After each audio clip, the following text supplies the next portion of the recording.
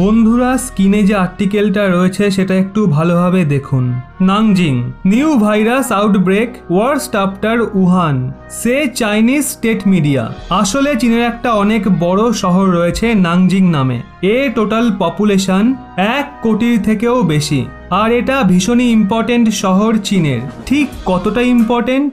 আজ থেকে প্রায় 100 বছর আগে চীনের রাজধানী নানজিং ছিল।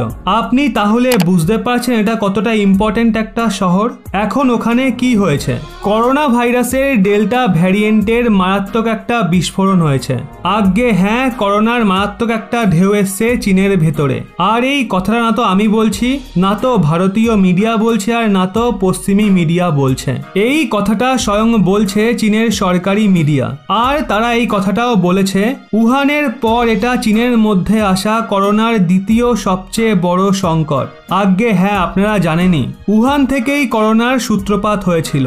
আর এখন উহানের পর নানজিং দ্বিতীয় সবচেয়ে বড় এপিসেন্টার হয়ে উঠেছে চীনে। তাহলে আপনি বুঝতে পারছেন কত বড় ভয়াবহতা চীনে শুরু হয়েছে।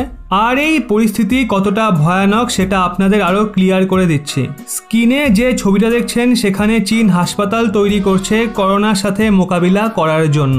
যদিও সবচেয়ে মজার বিষয় হলো চীন এখনো বলছে তাদের ওখানে 150 থেকে 200টা কেস রয়েছে। স্ক্রিনের দিকে একটু দেখুন, কতগুলো ক্যাম্প বানিয়েছে চীন, আর একটা ক্যাম্পে কম করে 15 জন ধরবে। তাহলে আপনি বুঝতে পারছেন চীনও জানে ওখানে নতুন কেসের যে সংখ্যা রয়েছে সেটা হাজারেরও বেশি, আর পরবর্তী সময়ে এটা লাখেও পৌঁছাতে পারে শুধু একটা শহরে। এমনই অসংখ্য হাসপাতাল ভিন্ন ভিন্ন শহরে তৈরি করা হচ্ছে। আর আপনারা দেখতেও পাচ্ছেন ভিন্ন ভিন্ন ভাবে এই ইউনিটও তৈরি করা হচ্ছে। এগুলো আইসিইউ ইউনিট, যেখানে ভীষণই ক্রিটিক্যাল রোগীদের রাখা হবে। নানজিংয়ে এখনই কারফিউ জারি করা হয়েছে, ওখানে যাতায়াতও বন্ধ করে দেওয়া হয়েছে। চীনের অন্যান্য শহরেও লকডাউন শুরু হয়ে গেছে, কারণ কোভিডের যে ডেল্টা ভ্যারিয়েন্ট আছে সেটা ভীষণই দ্রুত ছড়ায়, আর এটা ভারতেও ভয় ধরিয়ে রেখেছে। যদিও আপনি বলবেন চীন তো তার বেশিরভাগ মানুষকেই ভ্যাকসিনেট করে দিয়েছে, এর পরেও এটা হচ্ছে। তো দেখুন, চীনের ভ্যাকসিন নিয়ে প্রথম থেকেই অনেক প্রশ্ন ছিল। বেশিরভাগ দেশই চীনের ভ্যাকসিন নেওয়া বন্ধ করে দিয়েছিল, কারণ তারা জানে এর এফেক্টিভনেস অনেক কম। এক্ষেত্রে চীন আজও নিজের ভ্যাকসিনের প্রভাবই ভোগ করছে। অনেকে হয়তো ভাবছেন চীনে যে ঢেউ এসছে, মানুষ মারা যাচ্ছে, সেটাই আমি খুশি হয়েছি, এটা নিয়ে মজা করছি। একদমই না।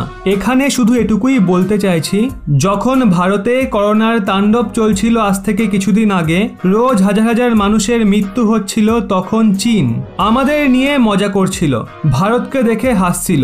আমাদের ওই কন্ডিশনে সাহায্য করার বদলে তারা আমাদের থেকে পয়সা নেওয়া শুরু করে দিয়েছিল। আমাদের যে মেডিকেল ইকুইপমেন্ট ছিল সেগুলোর দাম বাড়িয়ে দিয়েছিল।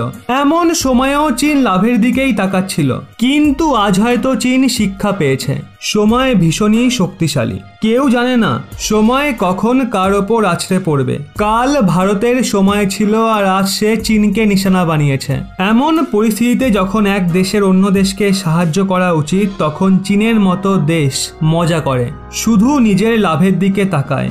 আর হতে পারে চীন তার কৃতকর্মে শাস্তিই পাচ্ছে। আপনাদের কি মনে হয় যখন চীনে আবার এরকম পরিস্থিতির সৃষ্টি হয়েছে, তখন পৃথিবীর প্রত্যেকটা দেশকে সতর্ক হয়ে যাওয়া উচিত, নিজের নাগরিকদের সাবধান করা উচিত?